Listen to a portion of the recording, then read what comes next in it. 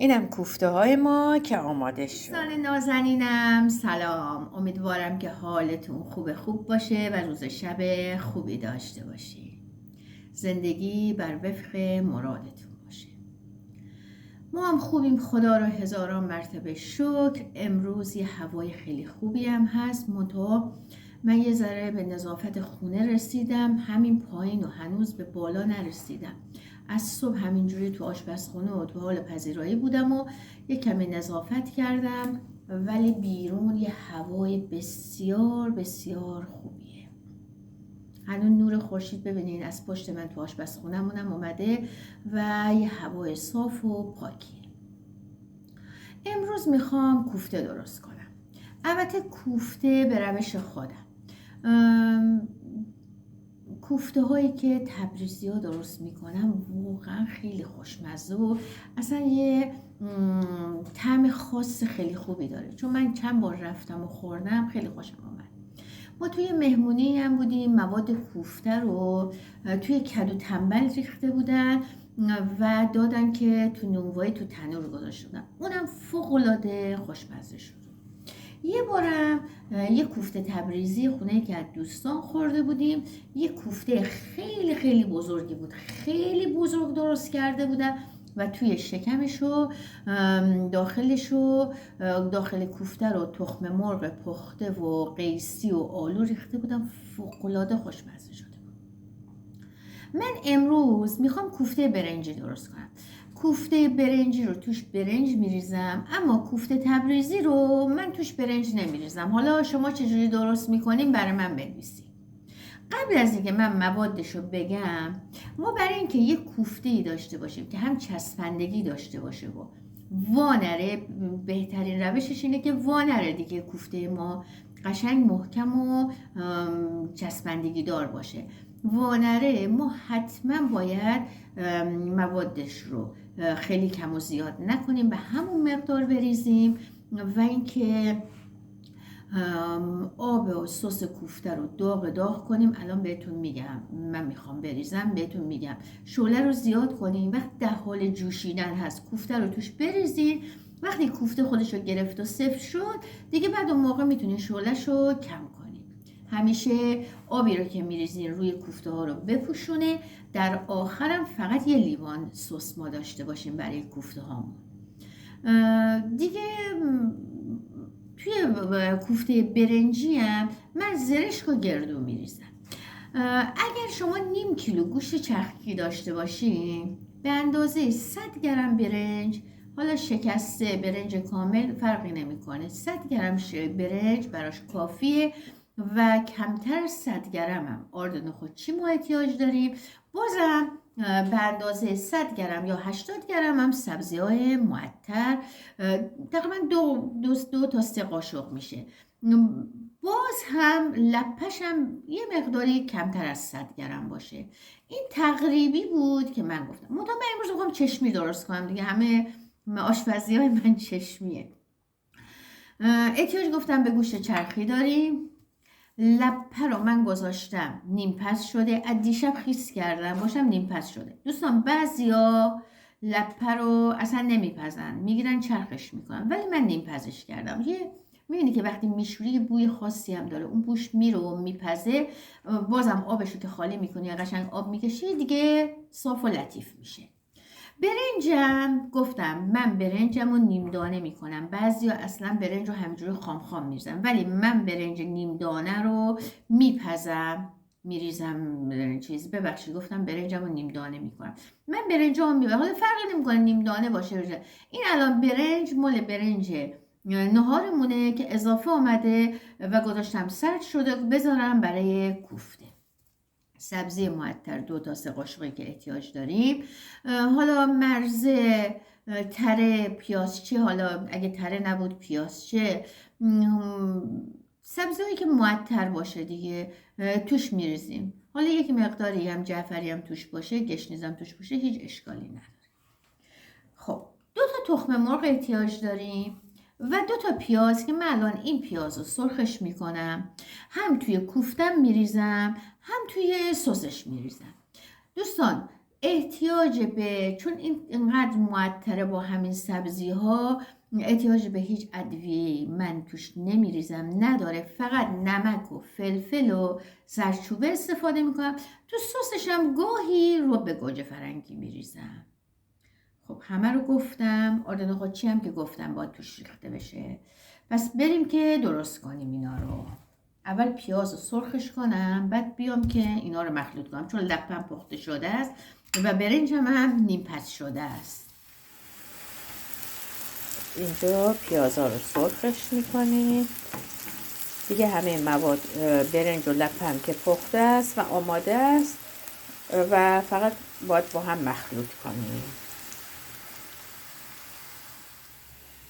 اینم از آسمون امروز شهرمون که خیلی عالیه.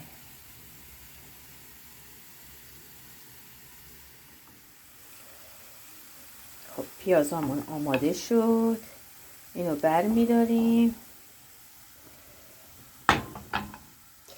و به اندازه 2 لیوان آب تو قابلمه میریزیم و درشو میذاریم که جوش بیاد. عزیزای من ببینین، اول گوشتمون رو میریزیم. برنج داشتیم.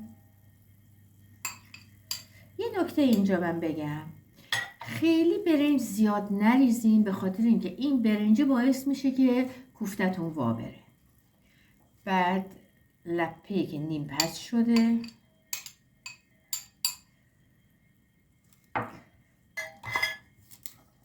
اینجا به اندازه 2 تا 3 قاشق سبزی معطر داشتیم و آرد نخودچی و آرد نخودچی،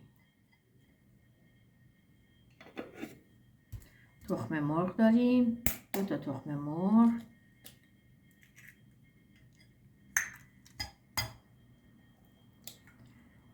نمک و فلفل و زردچوبه. کاملا اینا رو با هم مخلوط میکنیم. به اضافه این پیازی که سرخ کرده بودم، به اندازه 2 قاشق این پیاز سرخ کرده رو من داخل این کوفته میریزم. ببینید. خب دوستان ببینید، من کاملا اینا رو با هم مخلوط کردم، ادویه ها رو بهش زدم. اینم بهتون نشون بدم. ببینید من همه این برنج رو نریختم، دیدم زیاده و گفتم اگر برنجش زیاد باشه کوفتتون وا میره. لپرم از اون مقدار لپه اینقدر اضافه آمد. حتما از آرد نخودچی استفاده کنید، از آرد گندم استفاده نکنید، چون باید حتما آرد نخودچی توی این باشه.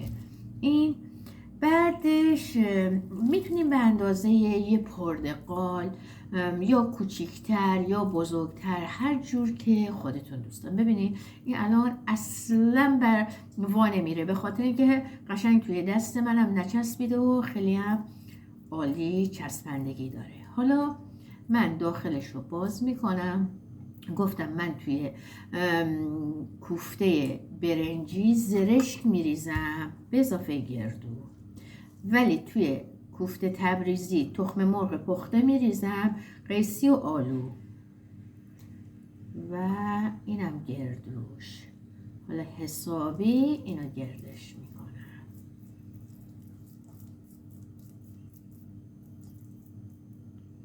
همه رو به همین صورت درست میکنم.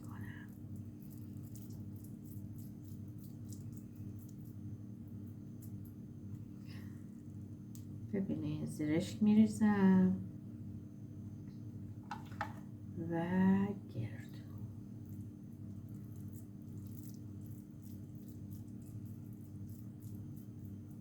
بازم اگر میخوایم بدونین که چه مقدار اینو مالش دادین، چه مقدار چسبندگی باید داشته باشه، ببینید وقتی اینجوری میکنیم خیلی راحت منسجمه، اصلا از همدیگه وا نمیشه. 2 بار 3 بار به ظرفتون اینجوری بزنید. حالا این اندازش، حالا به اندازه پرتقال کوچیکتر بزرگتر دیگه بسته به خودتون داره. همه رو من همینجوری درست میکنم. اینم گردو.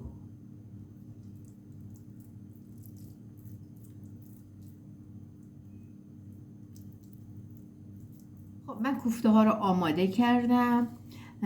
اگر میخواین که یادتون بمونه همیشه که چه میزانی مواد باید بریزین، یادتون باشه که لپه و برنج و سبزی اگه 100 گرم باشه گوشتتون نیم کیلو باید باشه.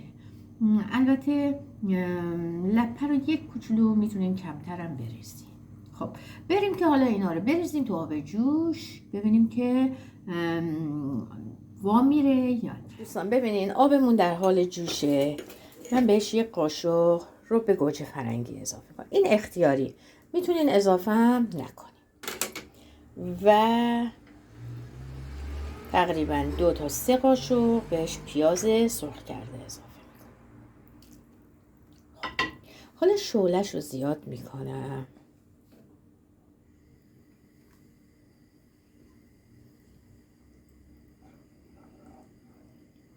حالا کوفته هامو داخل این آب میذارم. شعله فعلا زیاده و آبم کاملا روی کوفته های منه.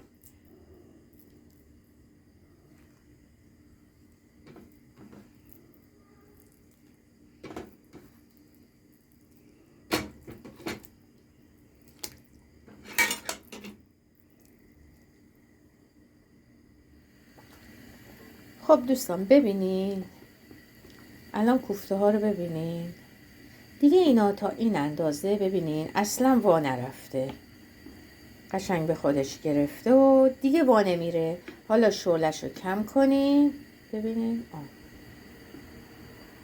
شعله‌ش رو کم کنین و در قابلمتون بذارین که قشنگ بپزه با شعله کم. خب الان یه 5-6 دقیقه گذشته و ببینیم که کوفتمون در چه حاله. دوستان ببینید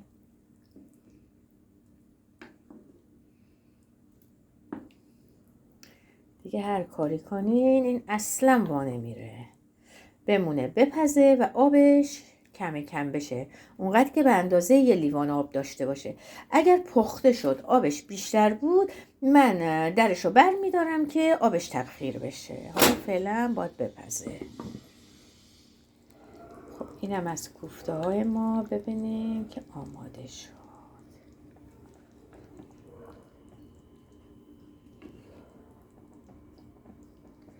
من یه وقتایی اگه ببینم که مثلا غذا کمه، کوفته ها کمه، تو آبش سیب زمینی هم میریزم، اونم خوشمزه میشه. ولی امروز دیگه کافیه برای ما. اینم غذای شب جای همگیتون خالی. بریم با هم ببینیم که من این کوفته ها رو چطوری درست کردم. اینم از کوفته های ما که آماده شد. یه عطر بوی خیلی خوبی داره. میتونیم با سبزی خوردن، زیتون، ترشی و هر دورچینی که دلتون میخواد نوش جام کنید. به این راحتی در عرض 40 دقیقه 45 دقیقه با شعله کم آماده میشه. امیدوارم که از این کلیپم خوشتون اومده باشه. امروز میخوام براتون آرزو کنم که 4 چیز همیشه در زندگیتون باشه: سلامتی، خیر و برکت، آرامش و دلخوشی. از خداوند بزرگ براتون آرزومندم. مراقب خودتون و خوبیاتون باشین و خداوند رو امروز که غروب جمعه است شاکرم که زنده بودم و در کنار شما عزیزان. امیدوارم که از این کلیپ هم خوشتون اومده باشه. شما رو به خداوند بزرگ می سپارم. خداوند یار و نگهدارتون باشه. خدا